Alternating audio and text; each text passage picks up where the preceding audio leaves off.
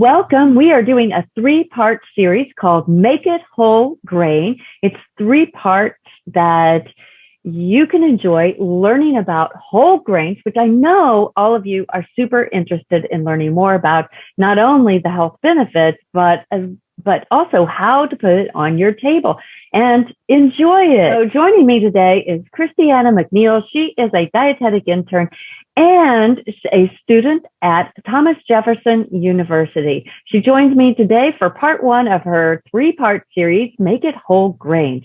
Thank you for joining me today, Christiana. Thank you for having me, Libby. I'm excited to talk about the 3 whole grains today. Me too. And I'm so glad that you could join me today. Of course. Thank you for having me again. Truly my pleasure. I'm so glad that you could join us to talk about whole grains. After all, they are an important part of our daily eating. And I know you've been doing a lot of research out there in the field. What is the focus today? The focus today is the top 3 whole grains in African culture called millet, teff, and sorghum. That's very interesting. And they're definitely off the beaten path. So I cannot wait. And I know many people listening are thinking, wow, tell us about millet for starters. What do we need? What's the history of it and how is it grown? Sure. So millet was actually originated in the mountains of East Africa. It's one of the earliest dry crops that exists, and evidence of millet has been dated back to 10,000 years ago. Actually, 70% of the world's millet is grown in West Africa, and it's grown in about 18.5 million farms in Africa as well. As far as what it looks like, they're actually long, dry, thin rods. And actually, from far away, they kind of look like churros, which is kind of neat. But for consumption, the millet stalk actually looks like little beets. Well, very interesting. I'm impressed by how widely it's grown. Tell us more about, so what can you tell us that will help people get more familiar with millet as a whole grain?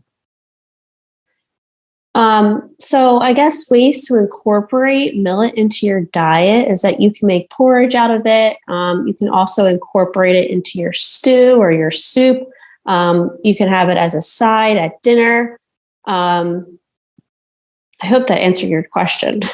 Oh, yeah. Because a lot of folks think that whole grain is just like if you were going to substitute it for rice, but putting it in soups, casseroles, clearly there are lots of applications. Where can people find millet if they're looking for it?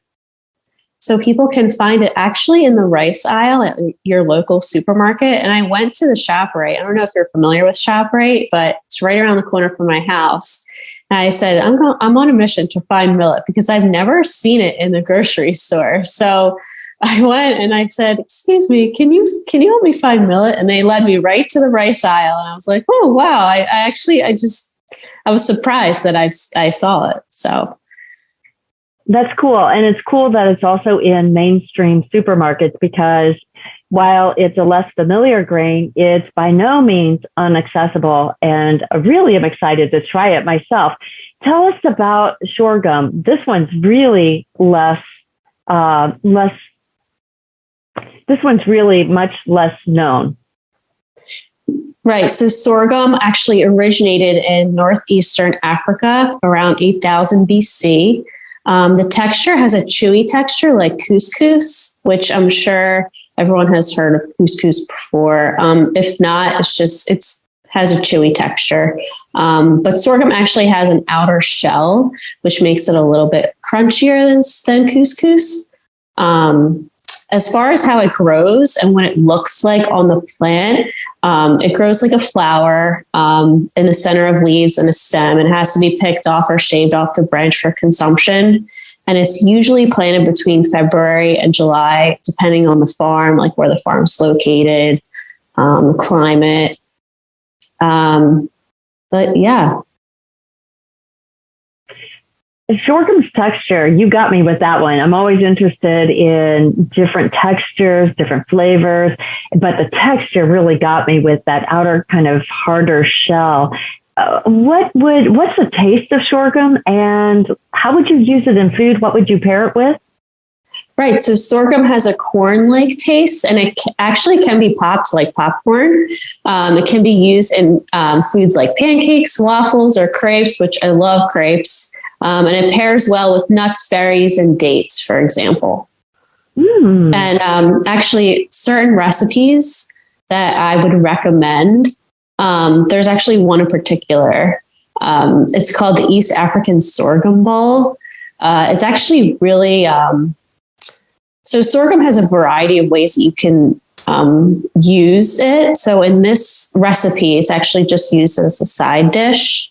And if you love flag steak, like this is absolutely a recipe that you must try.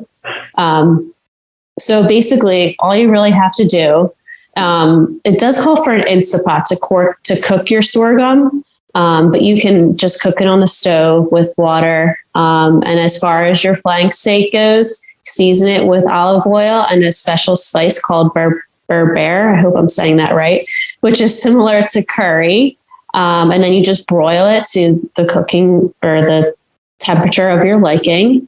And then for the vegetables, super easy. All you need is Brussels sprouts, bell pepper, cauliflower, cubed sweet potato, red onion. Saute it with salt, pepper, and olive oil and cook them till they're crispy. And then you just plate it up and serve. Doesn't that sound delicious? Oh my gosh, you got me with just all those vegetables.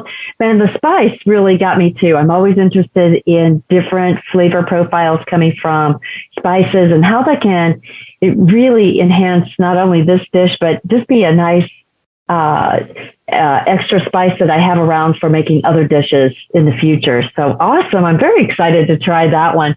And you have one other grain, teff. Yes. So teff, this grain dates back to almost 6,000 years ago, and it actually originated in Ethiopia, which is a part of Africa. As far as typical dishes that you might see teff in, it's usually suited for porridge and polenta style recipes. As far as what it looks like, comes in a variety of colors. It's a fine grain. It's tufted with bunching grass and like wispy stems. And it has like a nutty, light, sweet taste that can be grown at sea level or up to 3,000 meters in elevation, which is kind of cool. That is cool. Wow, these are really cool new grains. And I know that just hearing about how they're grown, what they're like, the flavor profile, the texture, they're exciting ways to really jazz up dinners. I'm so glad that you brought this information to us. What's on tap next time we get together? So what's on tap next time we get together is it's National Pasta Week or National Pasta Month. So next week, we're going to be talking about the top three the top three grains that are popular in Italian culture, which I'm Italian myself, so I'll definitely have a lot to say about that.